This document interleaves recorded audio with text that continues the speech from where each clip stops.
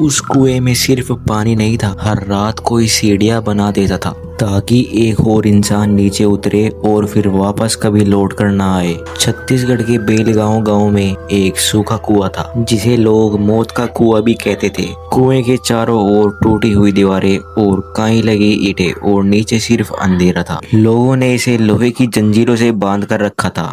16 साल का राघव, जो हाल ही में अपने गांव रहने आया था गर्मियों की छुट्टियों में, इस कुएं की बातों को बकवास मानता था। राघव कहता था, अगर कुएं में भूत है तो बाहर क्यों नहीं आता, डरता है क्या? शाम 7:30 बजे राघव अपने दोस्तों को चैलेंज देकर कुएं के पास चला गया। वह अपनी मोबाइल की टॉर्च से कुएं की तरफ झांकने लगा। नीचे सिर्फ काला अंधेरा था। तभी अचानक उसका नाम किसी ने बहुत धीरे से पुकारा। उसने चारों ओर देखा, कोई नहीं था। फिर उसने नोटिस किया उसके दाहिनी हाथ की उंगली में खून बह रहा है और वो खून कुएं की दीवारों पर गिर रहा है। राघव ने जब यह बात अपनी नानी को बताई तो उनका चेहरा जर्द पड़ गया।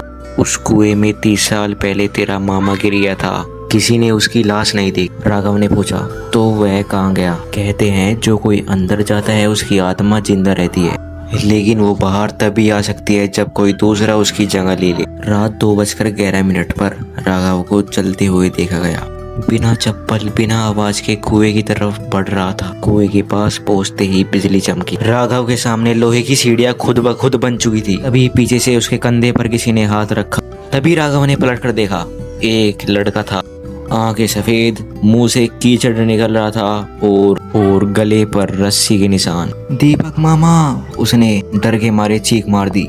अगले दिन गांव के सबसे बूढ़े बाबा से राघव मिला। बाबा बोले, ये कुआं कभी साधारण नहीं था। 60 साल पहले यहाँ किसी ने 13 बच्चों की बलि दी थी अमर होने के लिए। राघव, क्या वो सफल हुआ? नहीं, वो खुद उस कुएं में गिर गया और आज भी उसकी आत्मा उस कुएं में भटक रही है। अब वो हर 5 दिन में एक नया शरीर खोजती है जो उसकी जगह ले ले। राघव ने फैसला किया इस रहस्य को रिकॉर्ड करना।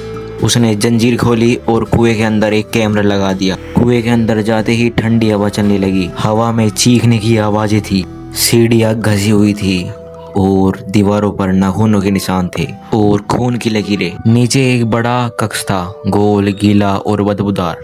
वहाँ पुरानी चप्पलें थी और एक पुराना डब्बा और जिस पर दीपक का नाम लिखा था। तभी अंधेरे में 13 साए निकले, हर एक अलग मरे हुए। किसी की आंख नहीं थी, किसी का चेहरा नहीं था, किसी का गला कटा था। उन सब ने राघव को घेर लिया। तभी दीवार पर एक चेहरा उभरा, काल नेमी। उसने कहा, तू मेरी जगह ले आया है, अब तू यहीं रहेगा। राघव ने जोर से एक ताबीज निकाला जो उसकी नानी ने दिया था और वह जोर से चमकने लगा। सब चीखने लगे, जोर से धुआं उठा और वो जगह थर थरा उठी। सुबह राघव कुएं के पास बेहोश पड़ा मिला। उसे होश आया तो सिर्फ एक बात याद थी, वो लोग आजाद नहीं हुए और मैं बाहर आ गया शायद। लेकिन घर पहुंचते ही आईने में उसका चेहरा अलग दिखने लगा। उसकी आंखें अब सफेद हो रही थी और गले पर धीरे धीरे रस्सी का निशान उभर रहा था। अब भी गांव वाले कहते हैं, हर गर्मियों में कोई लड़का कुएं के पास जाता है और लौट कर आता है, लेकिन वो नहीं होता।